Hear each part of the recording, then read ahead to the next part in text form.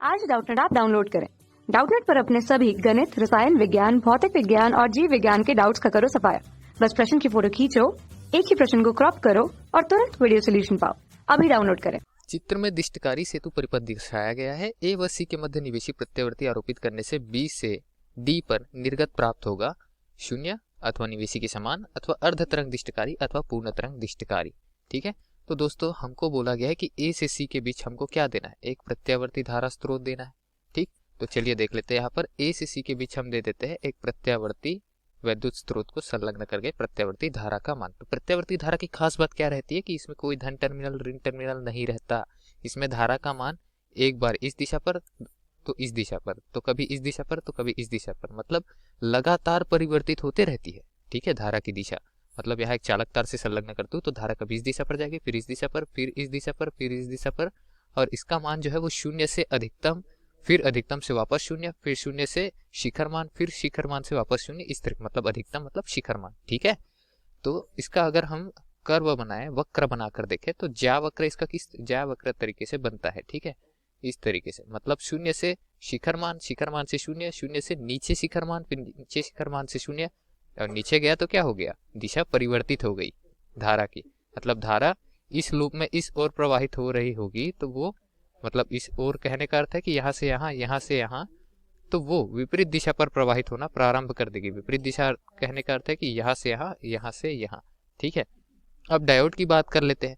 तो धारा पहले इस दिशा पर जाना चाहेगी, ए से सी की ओर। ठीक है, तो दो तरीके से जा सकती है, ए बी सी और ए डी सी। तो दोस्तों हम क्या जानते हैं कि पी एन संधि डायोड में धारा एक ही दिशा पर प्रवाहित होती है, अग्रदिशिक पे। ये पी और ये एन, मतलब धारा सदैव पी से एन प्रवाहित होती है, एन से पी प्रवाहित नहीं होती। तो यहाँ ये पी सिरा है, ये एन सिरा है, पी से एन धारा प्रवाहित होना चाहेगी, तो यहाँ से धारा प्रवाह तो होगी नहीं। वैसे यहाँ से भी धारा प्रवाह नहीं होगी क्योंकि पी से एन प्रवाहित होना चाहेगी, लेकिन हम धारा एन से पी करा रहे हैं। अगर बात करें यहाँ की तो धारा जो है वो पी से एन प्रवाहित तो हो जाएगी, लेकिन धारा तो यहाँ तक पहुंच ही नहीं रही है, बी तक, तो आगे सी तक तो जाएगी ही नहीं। वैसे डी तक भी नहीं पहुंच रही तो आगे सी तक जाएगी ही नहीं। तो सी तक धारा ए से पहुंच ही नहीं पाएगी, परिपथ जो है वो पूर्ण नहीं हो पाएगा। अच्छा चलिए अब हम यहाँ पर पलट देते हैं। क्या पलटते हैं, जो डायोड है वो तो वैसे ही रखेगा। ठीक है, डायोड में पी सिरा ही रहेगा, एन सिरा ही रहेगा। बस धारा की दिशा क्या हम मान लेते हैं, परिवर्तित हो गई, सी से बी होते हुए ए तक जा रही तथा सी से डी होते हुए ए तक जा रही, समझ रहे हैं। ठीक, तो उस समय पर ये पश्चिम दिशिक हो जाएगी, ये अग्रदिशिक हो जाएगी। तो अग्रदिशिक तो आगे जाने की अनुमति देगा, लेकिन ये पश्चिम दिशिक हो जाएगा, धारा को इस ओर जाने का अनुमति नहीं देगा, ये भी इस ओर जाने का अनुमति नहीं देगा। अतः हम क्या समझ रहे कि दोनों ही दिशा में, धारा के दोनों दिशा पर जो दो संधि डायोड, या तो ये दोनों या तो ये दोनों, कोई भी दो संधि डायोड जो है वो हमेशा पश्चिम दिशिक पर ही है। अब पश्चिम दिशिक पर है अतः धारा को आगे जाने नहीं दे रहे हैं।